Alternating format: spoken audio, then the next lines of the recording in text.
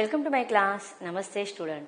बच्चों, आज हम चैप्टर नंबर 3 पढ़ने जा रहे हैं, जिसका शीर्षक है गिल्लू। गिल्लू इस पाठ का यह सेशन नंबर 2 है। गिल्लू इस पाठ की लेखिका है महादेवी वर्मा। जैसे कि इसके पहले सेशन में हमने देखा था कि महादेवी वर्मा द्वारा लिखित गिल्लू यह पाठ एक रेखा चित्र है और इस पाठ में लेखिका के माध्यम से और एक प्राणी के माध्यम से हमें लेखिका यही बताना चाहती है कि किस प्रकार मूक प्राणियों को अगर हम स्नेह देते हैं तो वह भी हमसे उतना ही घुल मिल जाते हैं। पाठ के पहले परिच्छेदों में हमने पढ़ा था कि लेखिका क्या कर रही है, किसकी यादों में खोई हुई है, गिल्लू के यादों में। गिल्लू के लिए कौन से विशेषण का प्रयोग किया गया है, लघु प्राण।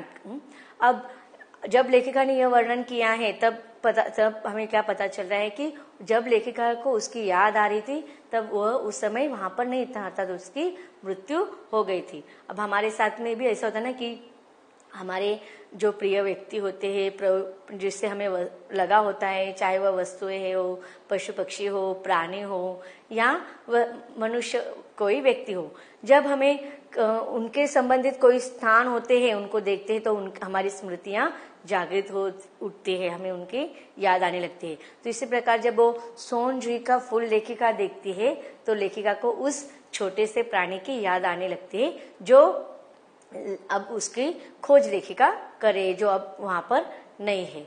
आगे देखते हैं लेखिका हमें उसके बारे में क्या जानकारी देते हैं। पाठ के अगले परिच्छेदों में हम पढ़ते हैं। अब देखिए लेखिका अगले परिच्छेदों में हमें क्या बताने जा रही है कि उसकी और गिल्लू की मुलाकात कैसे हुई थी और मुलाकात होने के बाद उन्होंने उनके साथ कैसा व्यवहार किया, इसका वर्णन अगले परिच्छेदों में लेखिका ने किया है। अचानक एक दिन सवेरे कमरे से बरामदे में आकर मैंने देखा 2 कौवे एक गमले के चारों ओर चोंचों से छुआछुआवेल जैसा खेल खेल रहे हैं। अब देखिए लेखिका कहती है कि अचानक एक दिन क्या हुआ, सवेरे सवेरे बरामदे में। बरामदे का अर्थ क्या होता है, टेरेस हम उसे कह सकते हैं या हमारा आंगन। अब आंगन में आकर लेखिका ने क्या देखा कि 2 कौवे एक गमले में, गमला अर्थात जिसमें पेड़ पौधे, छोटे छोटे वृक्ष या पेड़ पौधे लगाए जाते हैं, जो मिट्टी उसमें रखी जाती है। तो एक गमले के इर्द गिर्द ना चारों ओर 2 कौवे क्या कर रहे हैं, चोंच के माध्यम से छुआ छुएल जैसा खेल खेल रहे। अब छुआ छुएल ये खेल आपने सुना है, कभी खेला भी है? Very good. क्या होता है कि हम क्या करते हैं, ये खेल खेलते समय एक दूसरे को छूने का कोशिश करते हैं और जिसको छुआ जाता है वह आउट हो जाता है। तो यह हमारे खेल है ना, छुआ छुएल का। तो इसी प्रकार लेखिका वर्णन करे किसके, पशुओं के बारे में बता रही है कि कौवे भी छुआ छुएल का अर्थात किसी को स्पर्श करने का प्रयास कर रहे थे, किसी को छूने का प्रयास कर रहे थे। अब लेखिका बता रही है कि जो 2 कौवे थे वो किसको छूने का प्रयास कर रहे थे, कि उसका शब्द का प्रयोग नहीं किया, लेकिन वह हमें समझ में आता है वो किसको पकड़ने का प्रयास कर रहे थे, गिल्लू को। और वह गमले के पास गिर गया था और उसको ये दोनों कौवे मिलकर उसको छुआ छुएल का और उसको छूने का प्रयास कर रहे थे, पकड़ने का प्रयास कर रहे थे, लेकिन शायद गिल्ली उसके पकड़ में नहीं आ रहा होगा। आगे लेखिका वर्णन करे कि यह काक भूषुंडी की भी विचित्र पक्षी है। आगे लेखिका कौवे के बारे में अगले परिच्छेद में बता रहे कि वह, अब देखिए कौवे के लिए कौन से शब्द का प्रयोग किया गया है, काक भूषुंडी। अब काक भूषुंडी एक ऋषि का नाम है, ऐसे कहा जाता है कि वह कौवा भी था। अब देखिए जो राम कथा है, राम कथा वक्ता के रूप में सुनाने वाले 4 व्यक्ति माने जाते हैं। उसमें से काकभूषुंडी नामक ऋषि जो थे उन्होंने भी यह कहानी वक्ता के रूप में सुनाई है और वह उन्होंने गरुड़ को सुनाई है। काकभूषुंडी भी विचित्र पक्षी हैं, अर्थात कौवे भी विचित्र पक्षी माने जाते हैं। एक साथ समादरित, एक साथ अनादरित, अति सम्मानित और अति अवमानित भी। अब देखिए यहाँ भी लेखिका ने काकभूषुंडी के लिए कौन कौन से शब्द का प्रयोग किया गया है कि वह एक साथ कैसे होते, समादरित मतलब उनको सम्मान भी दिया जाता है और दूसरी तरफ उनको अनादर भी किया जाता है, उनका सम्मान भी किया जाता है और उनका अपमान भी किया जाता है। अब देखिए जैसे ही कौवा नाम लेते हैं हमारे सामने उसका चित्र उभर के आता है। कौन से रंग का होता है? वो काले रंग का।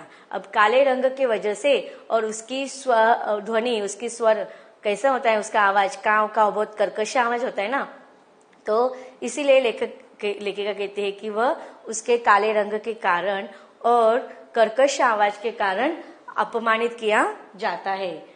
उसका आदर नहीं किया जाता, लेकिन सम्मान भी किया जाता है। कब उनका सम्मान किया जाता है पता है आपको? पता है कब किया जाता है? पितर पक्ष में। Very good. अब देखो भादो महीने में जो पूर्णिमा से लेकर अमावस्या तक का जो कालावधि होते है, उस समय हम क्या करते हैं? हमारे एक धार्मिक मानसिकता है। अब जैसे कि हमारे देखो जिस प्रकार से हम देव देवताओं की पूजा करते हैं, इसी प्रकार हम भी हमारे पूर्वजों को या हमारे घर में जो व्यक्ति होते हैं उनके मृत्यु के पश्चात देवता के रूप में हम उनको स्मरण करते हैं और हमारे लिए वो पूजनीय भी होते हैं, तो उनके हम पूजा करते हैं। और ऐसा कहा जाता है कि यह पितर पक्ष में अर्थात भादो के पूर्णिमा से लेकर अमावस्या तक के जो 15 दिन होते हैं, उन दिनों में पितर पक्ष में हम हमारे पूर्वजों को खाने के लिए बुलाते हैं। और उस समय हमारे जो पूर्वज जो होते हैं वह कौवे के रूप में खाना खाने के लिए आते हैं, ऐसी ही अवधारणा हम मानते हैं। तो इसी का वर्णन लेखिका आगे कर रहे हैं कि हमारे बेचारे पुरखे का अर्थ क्या होता है? कि हमारे पूर्वज न गरुड़ के रूप में आ सकते हैं, न मयूर के रूप में, न हंस के रूप में। उन्हें तो पितर पक्ष में हमसे कुछ पाने के लिए काक बनकर ही अवतीर्ण होना पड़ता है। अब यहाँ पर देखिए कौवे के लिए और एक शब्द का प्रयोग किया गया है, काक। तो हमें पता है कि हमारे पूर्वज जो है पितर पक्ष में जब आते हैं खाना खाने के लिए, अन्य पक्षियों का रूप धारण करके नहीं आते। न तो वह गरुड़ के रूप में आते हैं, न तो मोर के रूप में आते हैं, न हंस के रूप में, केवल सिर्फ वो पितर पक्ष में कौवे के रूप में ही आते हैं। इसलिए उस समय हम उनका बहुत सम्मान करते हैं, वह आदरणीय स्थान माना समय होता है उनके लिए। इतना ही नहीं, हमारे दूरस्थ प्रियजनों को भी अपने आने का मधुर संदेश इनके कर्कश स्वर में ही देना पड़ता है।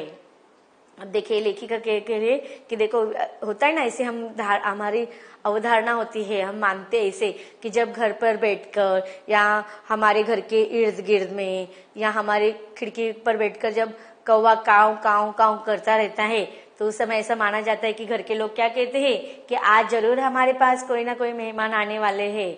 और इस प्रकार कहा जाता है कि कौवे को घर में आने वाले मेहमानों का संकेत मिल जाता है और इसीलिए वो बार बार हमारे घर के इर्द गिर्द या घर के छत पर बैठकर या खिड़की पर बैठकर काव काव करता रहता है। तो इसलिए लेखिका कहते हैं कि इन दो समय पर उसे सम्मानित किया जाता है, लेकिन जब वह कर्कश स्वर में किसी का आने का संदेश देता है तो उसको मान दिया जाता है। लेकिन दूसरी ओर हम कौवा और काव काव करने को अवमानना के रूप में भी प्रयुक्त करते हैं। अब कभी कभी देखो जब वो कर्कश स्वर में काव काव करता रहता है तो वह अपशकुन भी कभी कभी मानते हैं कई स्थानों पर। तो इसलिए लेखिका कहते हैं कि कभी उसको अवमानित भी किया जाता है और कभी कभी उसको सम्मानित भी किया जाता है। इसी प्रकार वह समाधारित और अनाधारित भी होता है।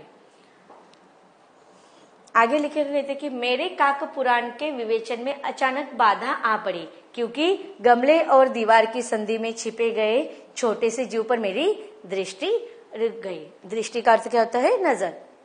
अब लेखिका कहते कि जब वह कौवों को देखा था ना कमलों के पास चारों ओर घूमते हुए, और वो कौन सा खेल खेल रहे थे? छुआ छुएल का। और अचानक से लेखिका कहते कि जब मैं उस काक पुराण के बारे में सोच रही थी तो अचानक से उस सोच में, उस विचार में विघ्न आ गया। और क्यों विघ्न आया? क्योंकि गमले और दीवार के उस संधि में एक छोटा सा जीव छिपा हुआ था जहां पर लेखिका की नजर जाती है। निकट जाकर देखा, गिलहरी का छोटा सा बच्चा है जो संभवतः घोंसले से गिरकर पड़ा है और अब कौवे जिसमें सुलभ आहार खोज रहे हैं। अब देखिए जो गिलहरी का छोटा सा बच्चा जो था ना, वह वहां पर शायद दीवार पर गिलहरी ने क्या किया था? अपना घोंसला बनाया हुआ था और उस घोंसले में गिलहरी का छोटा सा बच्चा था और वह घोंसले में से वह गमले के इर्द गिर्द गिर पड़ा था। और जैसे ही उस गिलहरी के बच्चे को कौवों ने देखा तो वह उनको अपना आहार, अपना भोजन बनाने के लिए उसको पकड़ने के लिए आ गए। और इस प्रकार दोनों कौवे मिलकर उसको खाने का प्रयास कर रहे थे। खाने के लिए भोजन के रूप में, आहार के रूप में प्राप्त हो जाए, इसके लिए वो उसको छुआ-छुएलका चल रहे थे, पकड़ने का प्रयास कर रहे थे। काकद्वय की चोंचों के 2 घाव उस लघु प्राण के लिए बहुत थे, अतः वह निश्चेष्ट सा गमले से चिपका पड़ा था। अब देखिए काकद्वय, काकद्वय का अर्थ क्या है कि काकद्वय ये 2 अलग अलग शब्द से बना हुआ है। द्वय का अर्थ क्या होता है? 2। तो काकद्वय इस शब्द का अर्थ क्या हुआ? दोनों कौवे। अब दोनों कौवे ने क्या किया? अपने दोनों चोंचों से उस लघु प्राण को, अब देखिए आप सोचिए, एक तो गिलहरी कितनी छोटी सी होती है और उसमें गिलहरी का बच्चा, वो तो कितना छोटा सा होता है। और ऐसे में उन काकद्वय के चोंचों ने उसको चोंच मार मार कर क्या कर दिया था? घायल कर दिया था। और उस घाव से, उस जख्म के वजह से वह लघु प्राण बहुत ही निश्चेष्ट, मतलब बिना हालचाल किए हुए शांत रूप में गमले से चिपक पड़ा था। सबने कहा कौवे की चोंच का घाव लगने के बाद, अब देखिए लेखिका ने क्या किया? उस गिलहरी के बच्चे को उठा लिया और उसके घर वालों ने उसको मना कर दिया कि अब उसको इतना घायल हो चुका है कि अब वह बच नहीं पाएगा।